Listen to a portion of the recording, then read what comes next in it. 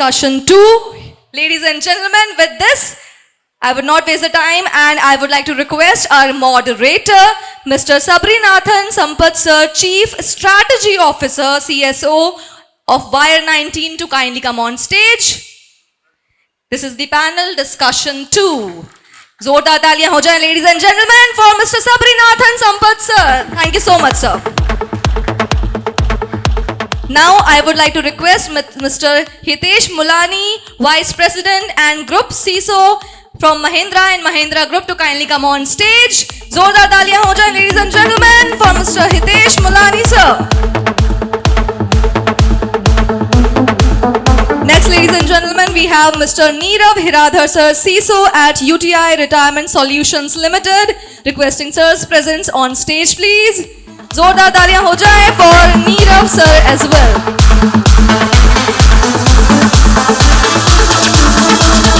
Thank you, sir. Next, we have Dr. Yusuf Hashmi, Group CISO at Jubilant Ingravia Limited. Requesting Yusuf sir to kindly come on stage, please.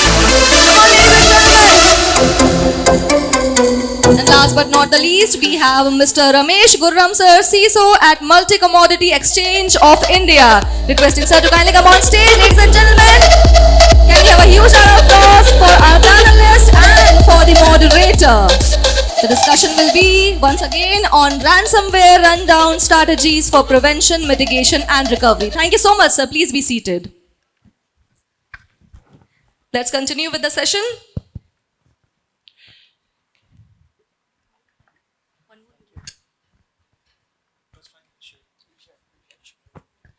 Good afternoon, all. You guys can hear me well? Perfect, thank you. I hope you have had a good lunch and a brief massage session as well a bit earlier. Thank you for that. Let's get going. A lot of you may very well know that digital transformation is now mainstream now. Pretty much every organization is actively embarking on this journey of continuously evaluating their IT assets, using them, transforming them, etc. And this adoption of digital transformation has really given rise to a huge explosion of data, right? And this is now becoming a breeding ground for a lot of hackers to look at what digital assets these organizations have and find ways of monetizing them in some way, stealing them, then being able to use that to get some money out of it. And very prominently, this session is very aptly called as, ransomware strategies for prevention, mitigation and recovery. So I'm joined here by an eminent set of panelists here to talk about that, share their valuable insights about it. And I think in the earlier session, we saw from Saibal that there has been an increase of about 115% in terms of ransomware attacks in the last FY in 2020 to compare to now, to 2023. And there are about 13 odd groups who are actively pursuing larger attacks on India as well, right? So that is something which is very much increasing by the day.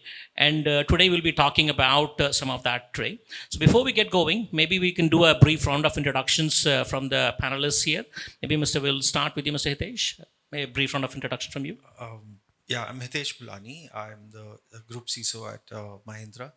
I've been with the Mahindra Group for about 5.5 years now. Prior to that, a long stint in consulting and then banking, a brief holiday. I call it the holiday of my career with Times of India, which wasn't serious CISO work, but back to doing something serious at Mahindra. Yeah, thanks. Thank you, sir. Welcome on board. Yeah. Hello, everyone.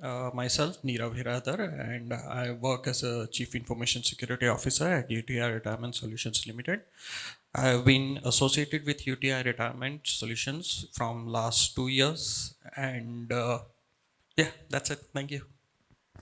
Thank you, sir. Hi, good afternoon. This is Yusuf. I'm the Group CISO for Jubilant Bhartiya Group.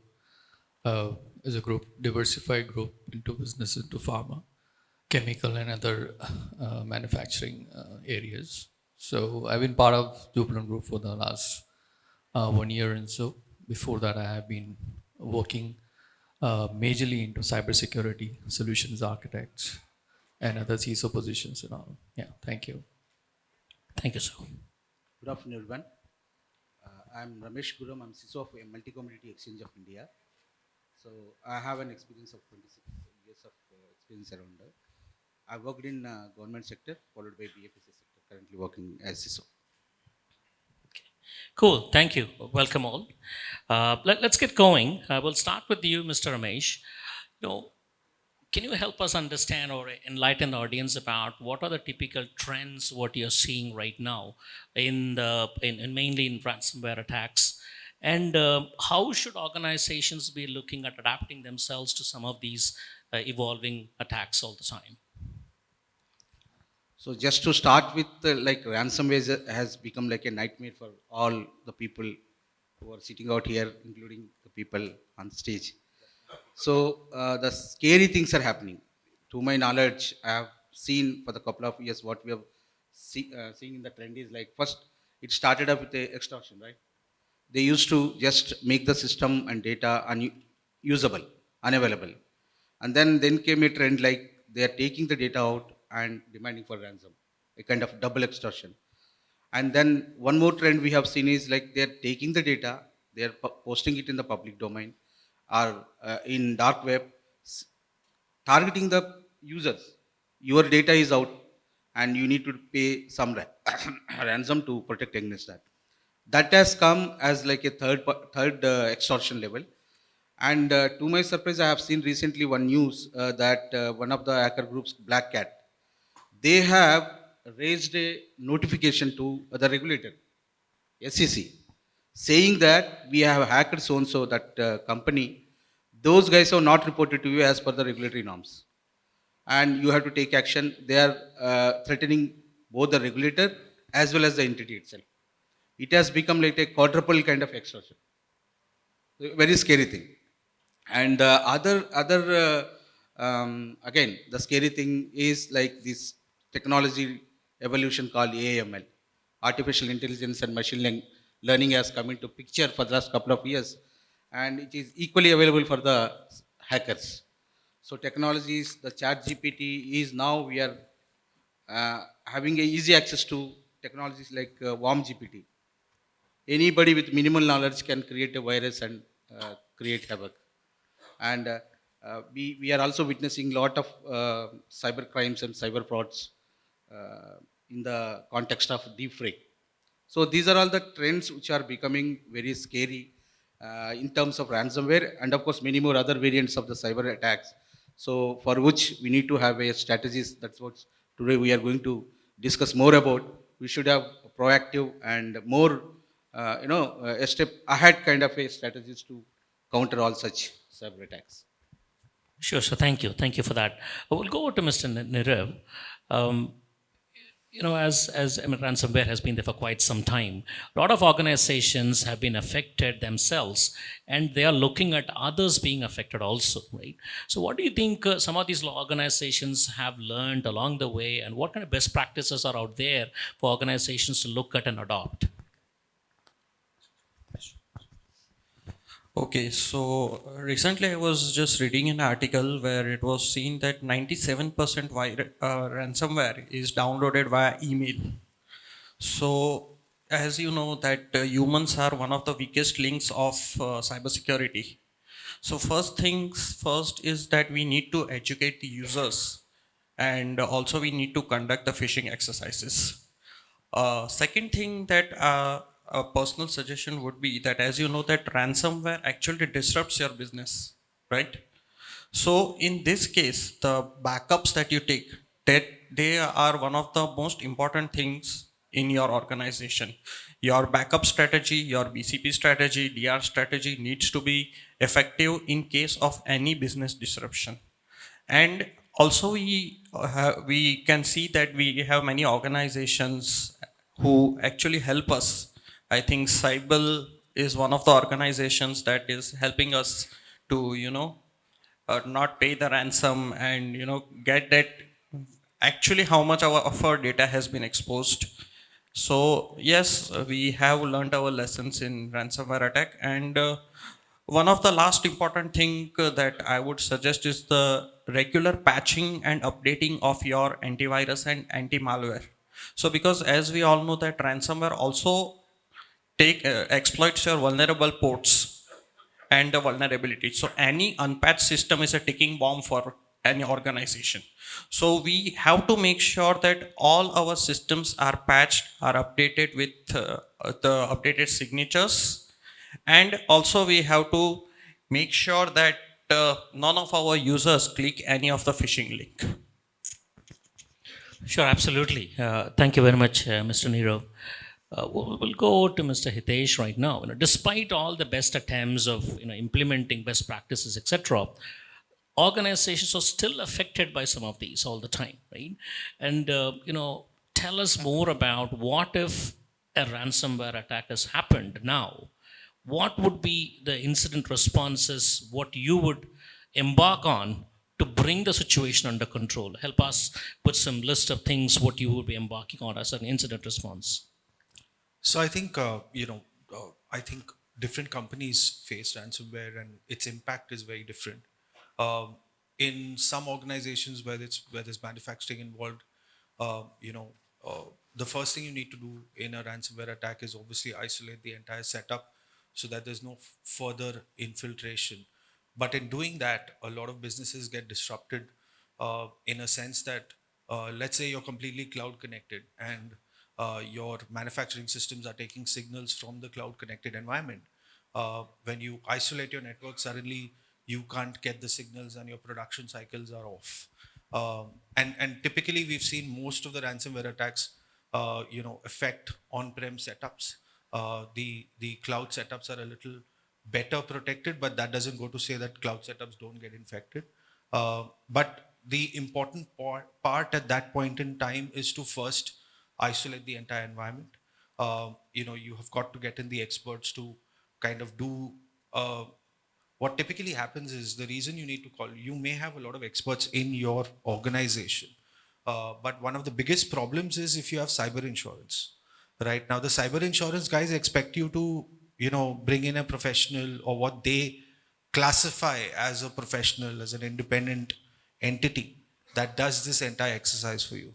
Now, that is costlier than even paying your ransom sometimes, right? Those guys charge through the roof. There are 4 or 5 organizations in India which charge you as much as $450 to $500 per hour, right? Which is ridiculously, it's like paying ransom itself, right? So you get these guys in first, the experts to do this job. It's almost as if they say that, a CISO or his team can't do it. But you get in these guys, and then there's this whole activity which you have to do by the book as per the cyber insurance guys, because you're hoping they will at some point of time reimburse your money, right? So you have to go by the book, which actually ends up slowing down the process sometimes because of a lot of red tapeism in the entire journey, right? So you have to inform them about the person you're appointing, the rates you're appointing at, and here you have a setup that is down, right? Your production is down because of that attack, and these guys expect you to go by the book on every approval, financial or otherwise. And because of that red tapeism and their disenchanted engagement in a sense with you, the processes move very slow, right? In those initial few days when you need really fast response, or else they turn around and say, "Ye humse puch ke nahi kiya tha," which is quite ridiculous because you've appointed the people that were who were the people who were supposed to do the incident control and response, and now you have a team of people saying, "No, but you did not check these actions with us before investing in this or before investing in that." And that again slows down the process, right? So as much as a team might be geared up, there has to be some synergy between the insurance agencies and the agency appointed. And I think so that's the first step. And then it gets into the detailed, incident response, the entire set of activities that you need to do in terms of restoring your setup. Now, the worst part is if you've obviously your backups have been infected, which happens a lot. I think I'll let my other, panelists speak and then go into more details of the various nuances. But I think the first step right there is, the worst part is if your backups aren't there, because if your backups are there, you can recover from it. The complications come in when you do not have what they call immutable backups today. I don't know how effective immutable backups are. We are still testing out the various technologies out there in the market. But I think the first step is to try and move to immutable backups and see if you can recover from there. Because if you can't recover from there, then starts the bigger pain area of, being down for a couple of months till you've started and, done more negotiations and multiple nuances around that. Again, with a lot of red tapeism coming from the cyber insurance agency. So it's a lot of tough back and forth that happens.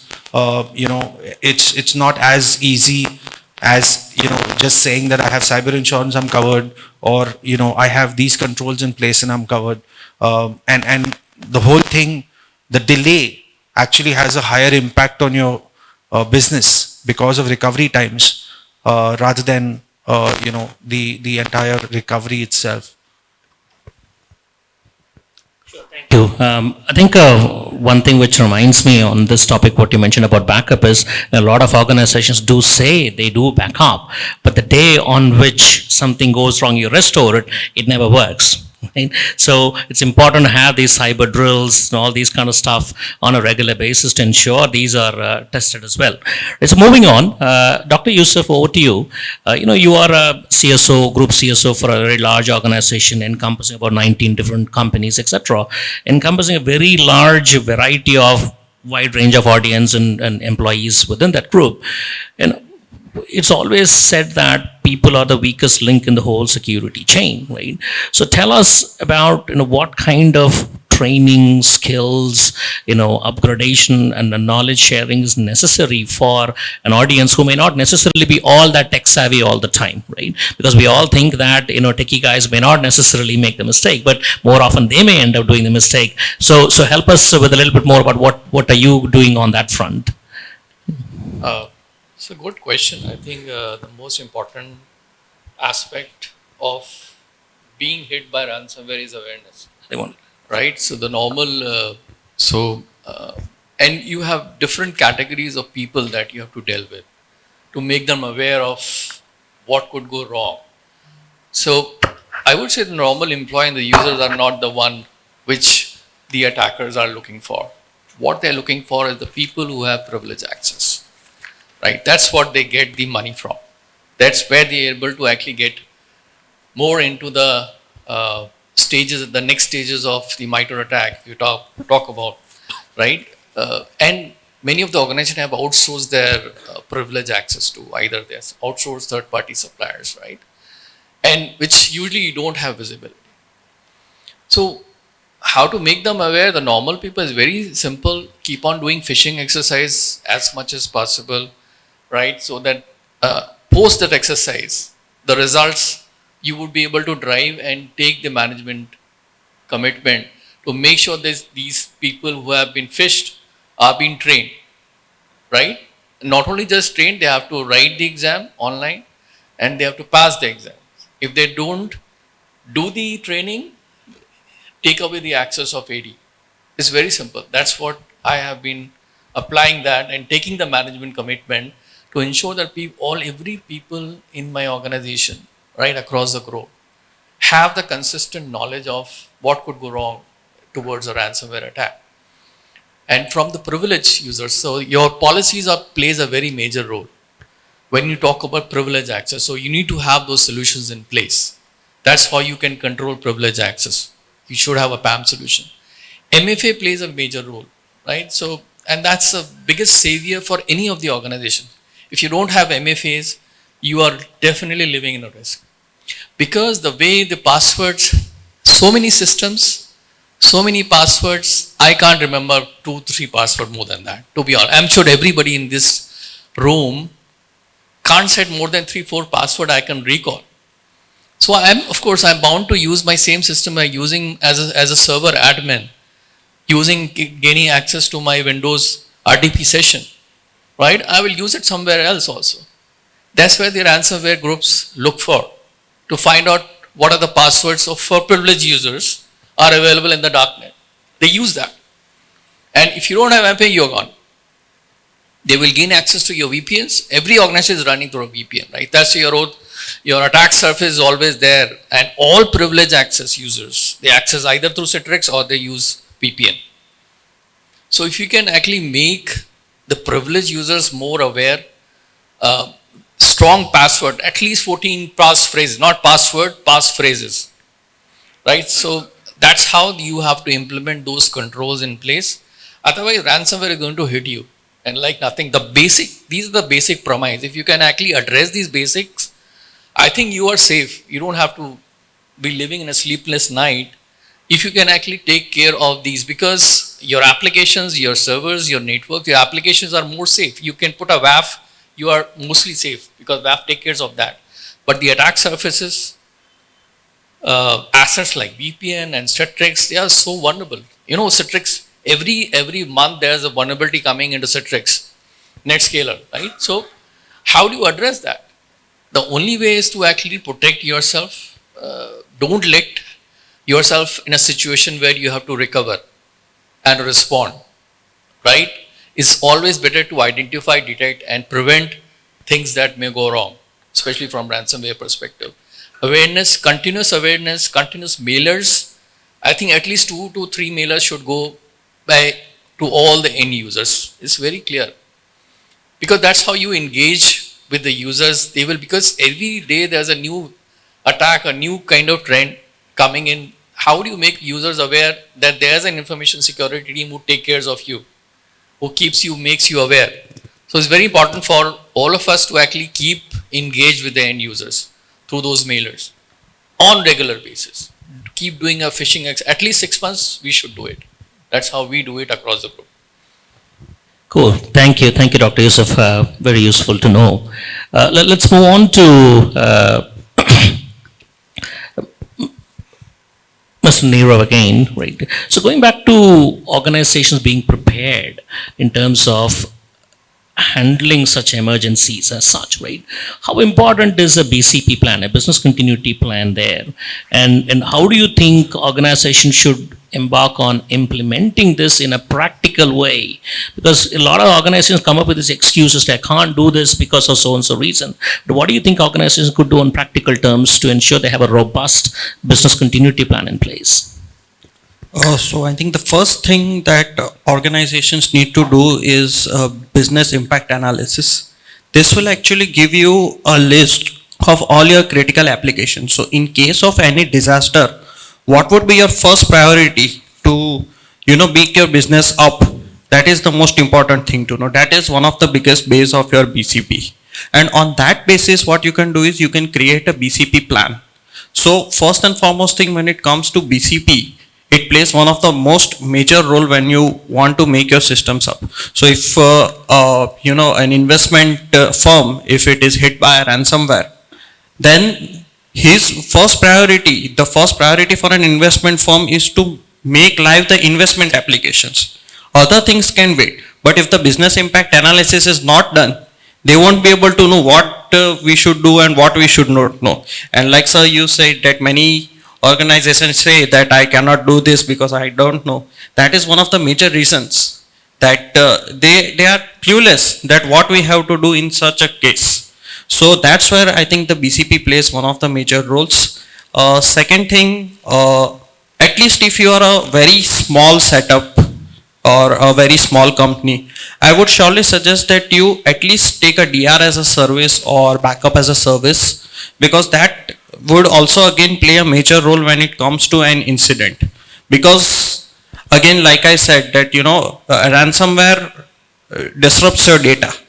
So where would you find your data? The data would be available in the backups, the data would be available in the DR site. So most importantly, like I said, that you have to bring your business up as soon as possible in case of an incident.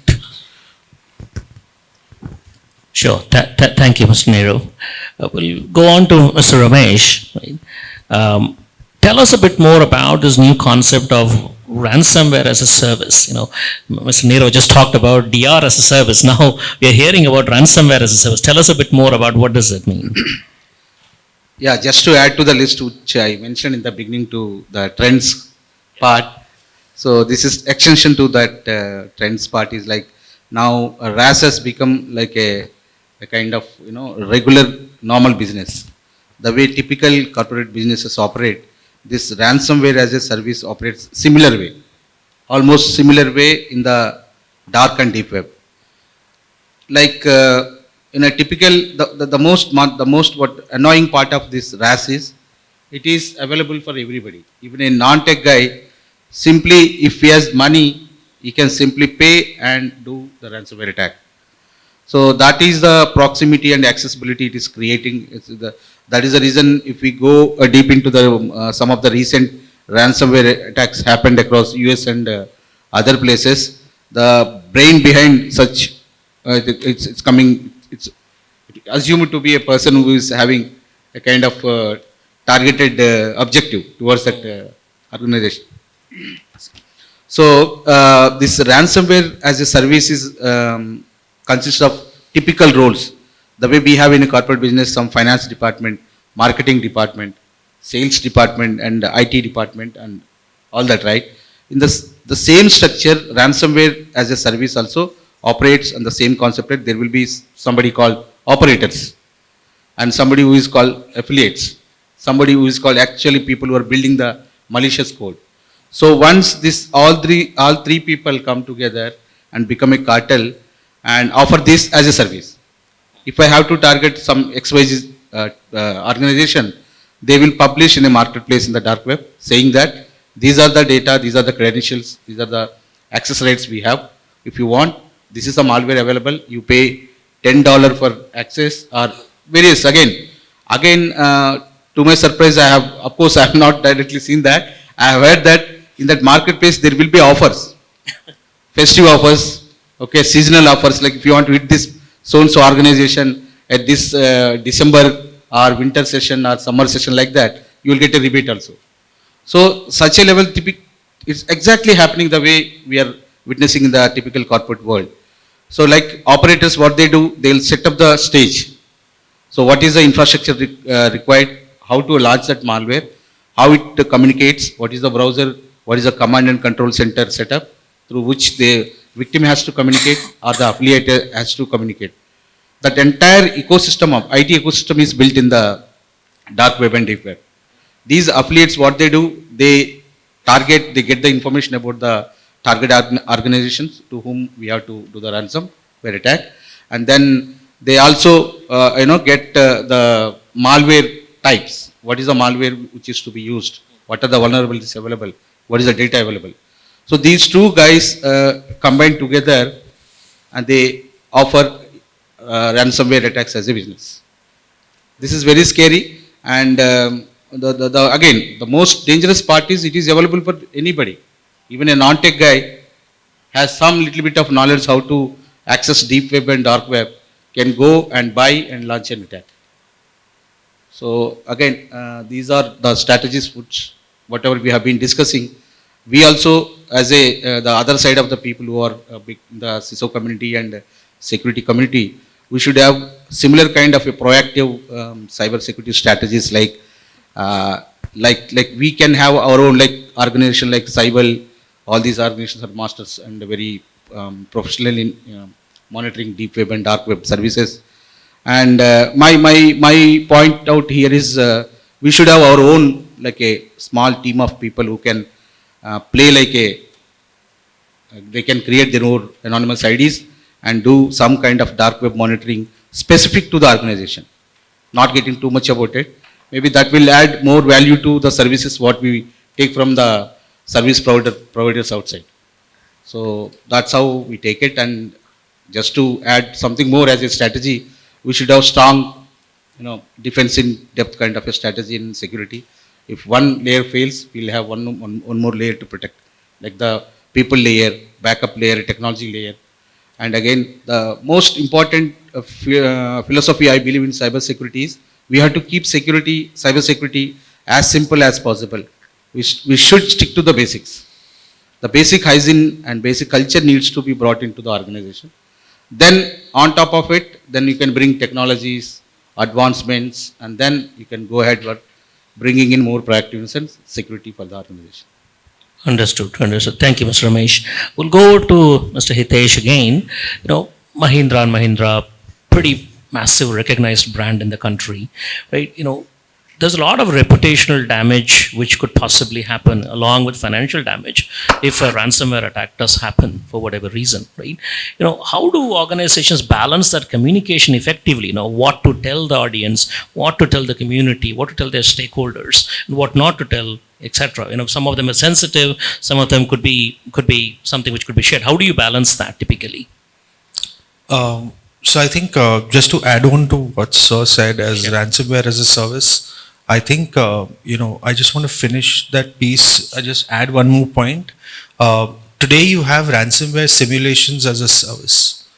You can have yourself attacked by a professional organization. You can hire organizations to simulate a ransomware attack on you. And I think it's high time all of us did that.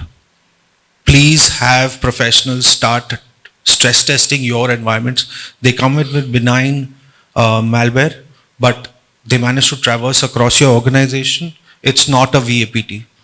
Please get out of that age-old VAPT kiya sab safe hai, forget it. You've got to give them black box access. If they don't succeed in black box access, you give them gray box and then even white box access. You give them your credentials as if they're a compromised user. Let them traverse and see how far they can impact your system. Please start doing that. It's high time we all started doing that, right? If there are ransomware attacks out there, the only way you're going to keep yourself stress tested at all times is at least do this once a year. It takes 2 to 3 months to complete the exercise, but do it at least once a year as part of your, leave your ITGC audits aside, invest in this, right? It costs the same. Anyway, coming back to the point that you brought up, around communication. I think the most key thing in communication is how to keep it limited to a number of, to a limited audience. In a group, when you talk about a group level, what typically happens is that panic spreads across, right? If the groups are interconnected, there's a chance of another group company getting infected as well. So I think one of the key things is to, a lot of times, I don't know why CISOs feel subdued कि मुझे IT head के पास जाना है या मैं CEO को phone कैसे करूं? To hell with it. Pick up the phone, call up the CEO, call up the MD, take approvals and get the work done. You can't wait for hierarchy. You are in a position of power, and when you've been compromised, your responsibility is to pick up the phone and call up the highest authority in the organization. So please don't undermine yourselves. Today, you guys are paid as much as a CFO is paid only because you are extremely important to the organization you're in. एक time था जब हम बोलते थे कि CFO को salary ज़्यादा मिलती है. I don't think those days are there anymore, right? So I'm saying you're in as much a position of power as anybody else in the organization. Please cut through all that red tape and just go to the top, get your approvals and get the work done. Everyone, I think it's very important, while we talk about, training our end users and all of that, all of you need to have, drills with the board members, with the management to make them aware of how does a war room operate. How does a war room operate when shit hits the fan? I think that's the most important thing that you can do, even if you do that once in 6 months or once a year. Simulate a hacking incident. Simulate a ransomware incident, right? That ye company ko ransomware ho gaya, ab kya kare, right? And when you do that in a professional manner, they start, see today there's not a single board member and there's not a single advisor or anyone else in the management who does not understand technology. He's ridiculed in the house if he can't use a fancy phone by his own kids. So all of the management now, however old they are very well versed with technology, right? So it's not that they don't understand technology anymore. There was a time when they used to not appreciate it. Today it's in their face. During COVID, I think 99% of us have been, have gone through a personal loss of money in some cybercrime or something or the other. 50% of the people in the room would have been hit by some Jamtara attack in some shape and form. बोलेंगे नहीं हम सीसो हैं हम कैसे admit करें कि मुझे भी attack हुआ था. But it's the truth. People were compromised. Either they wanted to buy liquor and they ended up paying a wrong number or something like that. A lot of desperation, right? So all I'm saying is, the best of us get compromised, right? And it's very important to have them understand how the responsibility of communication goes, to set up those initial channels of communication, right? To have open channels with the top management, with the decision makers. For example, in one of my previous organizations, the conversation went in a different direction. It was a group, again, different group, and the conversation actually went towards, do we even rescue the company या उसको बेच दे? So the ransomware attack has happened. The data is gone. The company is compromised. And while I am working on efforts to recover from the ransomware agent and all of that, the discussion in the background is more around company रखनी है कि नहीं. वो 2 million का loss बना रही थी साल भर साल, उसको रखे या बंद कर दे, instead of paying a 5 million ask. And those discussions were not open to me initially. So I had no clue that I'm putting in all this effort, but ये तो अलग ही बात कर रहे, right? And I was at it along with my team, and then suddenly, I see there's a lull in decision making. Here I am bargaining with the negotiator, and the negotiator is bargaining with the ransomware agent, and we are trying to put up our case to reduce the ransom and this and that. And I'm asking them for a closure price, right? There's a when you're doing a negotiation of 5 million agar manga hai, to isko, give me a price which you're willing to pay, if at all, right? So the management suddenly went thanda for 4 days, and I was like wondering what's happened. I stormed into the CEO's room, right? And I'm like, dude, I need a number. The ransomware guy is not going to wait forever. Acha, teko pata nahi hai kya? Aa bet. We may not even keep the company. I'm like, aaj bata rahe ho? Right? So I'm just saying there have to be transparent conversations. The management has to realize the importance of a CISO in such situations, and you're going to create that awareness only if you're going to go out there and have these trainings done for your management where they realize that this is the person I need to call when something goes wrong, right? So we've created those, that important channel, not just at the Janta level, but also with the management level by giving them specialized trainings on what decisions need to be in a pacey manner, in a quick manner.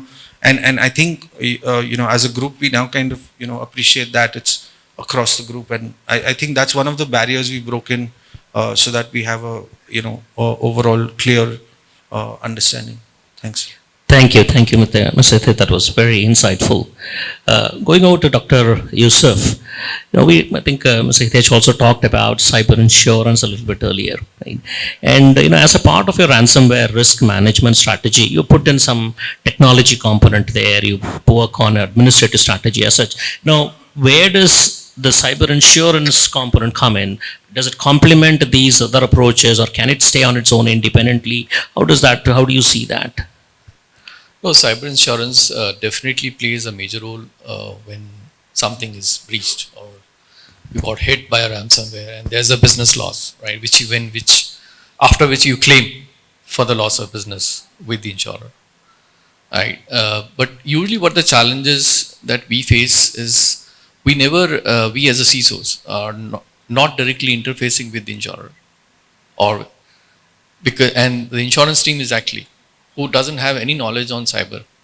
They have been doing insurance for other areas, but they have least knowledge about cyber. So for us to make them aware, that's another challenge. And then for them to explain it back to the broker or the underwriter It's another, so you can see the series of communication gaps happening. So I think the very first thing that you should directly be the CISOs who are actually holding the chain of your security should be directly dealing with the underwriters, right? You would in a better position to explain them, right? And they are experts, but that's their business, right? They will either hire a big four or something to do an assessment, and they won't do the assessment the first when you collect the information. They will do it afterwards. They will take a disclaimer that whatever you are actually confirming is true as per the current set of praise. So they will do it after an attack has happened. They'll see that what you have actually given as a confirmation on those my 150 odd questions, do you really comply with those or not? If they find gaps, of course, they'll cut down the money that they're going to pay back to the company. So it's very important to have direct communications. CISOs should directly in a better position to negotiate also, because they are also holding a commercial role as well, right? To save costs. So, and that's how they would be able to directly, if they know those controls are in place. In certain controls you might not be implemented, but the CISOs have the ability to actually convince the underwriter or the insurer that yeah, these controls are not there, but are there any compensating controls or not? So these are the things would not be able, the insurance team won't be able to tell for sure. And that directly impacts your premium, right? So, and they don't look for anything which is not known to a typical security environment. They will ask all the typical ISO controls. There's nothing rocket science of what we are coding. Only the part is how much time you're spending in answering that question is very important, because understand those underwriters have no cyber security knowledge, right? So the better the English that you write and explain, the better for them to understand and absorb how well your security controls are deployed, right? Writing one-liner will never work. And that's how it happens, because the insurance team won't give you more than 15 days or 2 weeks to actually respond to the questionnaire, and those questionnaires are just not cyber, it's across the organization. Your infra team, your apps team, your governance team, commerce, your legal team, everybody is involved, so you have to take concurrence from them. And then of course, that's how the security role comes, to understand all those aspects and then respond back to the insurer. Absolutely, very well said, Dr. Yusuf. I'm just conscious about time. We probably have one last question for maybe Mr. Ramesh. With respect to information sharing across industries, you're all from different industry sectors as such. Do you think we have enough information being shared across the industry segments that they learn from each other, or do you think more could be done on that front? Yes, information sharing is most important. See, this is one, the people are sitting out here, we discussing, it's a kind of information sharing, right? People are sharing their thoughts and experiences and learnings.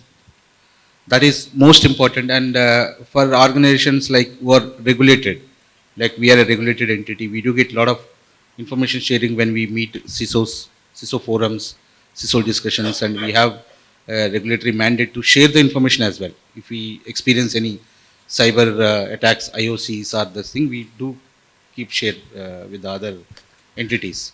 And the same way, we are also getting that valuable information from the regulators like NCIPC, CERTIN, okay, SEBI, IDRBT, all these people share this information across all the BFSA community. So this definitely helps. Similarly, that it's not only being a consumer, in our environment, if we feel somebody is trying to hit us, so those IOCs, those IPs also we do share with our community. So that helps, and it, again, it's like a wake-up call to the other people. So we are experiencing it. You be ready, and you be in a mode where something hits you, you should be able to respond and take the things under control. So I am a strong believer of information sharing, and it should be done more proactively and more collaboratively. Thank you, Mr. Ramesh. I think we've come to the fag end of our session. Probably any finishing thoughts from you? We'll go around the table. Probably from you, 30 seconds or so. Anything you want to share? Yeah, I think it's very important that people, I think at least find one more person in your community who's gone through a real life ransomware experience, and please understand from that person what actually entails, what all is entailed in a cybercrime, in a ransomware incident, right? Especially if you've had somebody who's ended up paying ransom, right? If you can find such a person within your friend circle or within the group, please meet up with these people, because they're not going to openly talk about every nuance, right, in a public forum. But if you can find such a person, there are gems of knowledge to learn, from those individuals in terms of what all goes into this whole rigmarole of dealing with a ransomware incident at multiple levels, right? It's about when the ransomware hits you, containment, then negotiation, which is a large task, and then even the channel of payment, because we're not allowed to make Bitcoin payments. So those channels of payments have to be via all of those things, which are like, sometimes flag off as illegal. So please go to, meet up with these friends, understand from them their experiences, because at no forum are you going to get somebody saying मेरे साथ ransomware attack हुआ था और मैंने ये किया. Nobody's going to speak up on a stage, right? They can't, right? So I think it's important you meet up with such individuals and learn from them. There are multiple nuances that are hidden, and a lot of us end up learning it for the first time, which again delays the process of recovery. So yeah. Thank you, Mr. Hitesh. Over to you, Mr. Nirav. 30 seconds. Yeah, please go ahead. So I completely agree with Mr. Hitesh that you need real life experience to teach you in case of an incident, and I also agree with Mr. Ramesh as well. Information sharing between CISOs is one of the most important things, and such public forums should be encouraged, and we need to be open with each other about our problems. Thank you, Mr. Nirav. Over to you, Dr. Yusuf. So I think ransomware itself is the biggest threat for any organization, and cybersecurity always there on top 5 threats. So being there at the top of the list, I think we should have a firm ransomware protection program that should run across as a continuous. Otherwise, it's going to be very difficult to identify and convince the management for taking a certain technological investment. So that's where your investment comes, because ransomware cannot be dealt by 1 or 2 technologies. It is a combination of multiple detective, preventive technologies and controls. So I think and that won't happen overnight. It takes some time for any new technologies to be tested, evaluated and implemented. So if you take it right from the next year is coming, so make a ransomware protection program as one of the core strategic program for next year. Sure. And then take it forward, take the buy-in for the management, take the budgets. I'm sure nobody is going to deny that when they see ransomware on that list. Yeah, sure. Yeah? Thank you, Dr. Yusuf. Over to you, so Mr. Ramesh. My final points will be like, keep the things simple. Sure. Keep your basic security sanity maintained well, and stick to the basics. Most of the things, and our panelists also already highlighted, somebody missing out patching not done on time, change management not followed, password is weak, credentials are not maintained. These are when you go deep into some of the ransomware attacks, root cause analysis, this is it boils down to such reasons. So we need to take that piece into consideration seriously, set the basic right, follow the basic hygiene of cybersecurity, then you ramp up, bring in defense in depth, all that protecting internet facing assets and all. Sure. And definitely we can handle such cases. Thank you, Mr. Ramesh. Thank you, gentlemen. It was absolutely wonderful listening to you. I was enlightened a lot by listening to all of you. I'm sure the audience would as well. Thank you all. Thank you for the time as well today. Thank you. Thank you so much, sir. Now I would like to request Augustine sir to kindly come on stage and present the certificate. And we'll start with Dr. Yusuf Hashmi sir, Group CISO, Jubilant Ingravia Limited. Can we have a huge round of applause, ladies and gentlemen, for Dr. Yusuf Hashmi sir.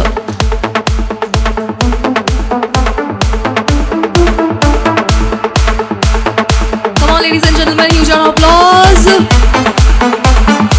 Now we present the certificate to Mr. Ramesh Gurram, CISO, Multi-Commodity Exchange of India. Once again, huge round of applause, ladies and gentlemen. Next we have Mr. Nirav Hiradhar, CISO, UTI Retirement Solutions Limited.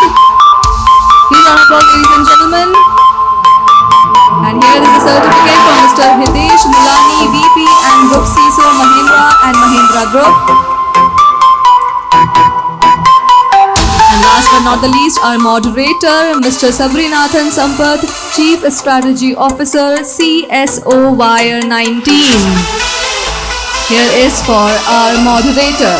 Ladies and gentlemen, this was panel discussion 2, Ransomware Rundown, Strategies for Prevention, Mitigation and Recovery. Thank you so much. Thank you, sir.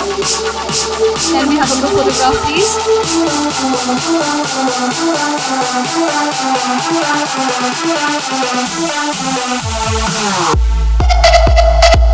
Once again, thank you so much, sir.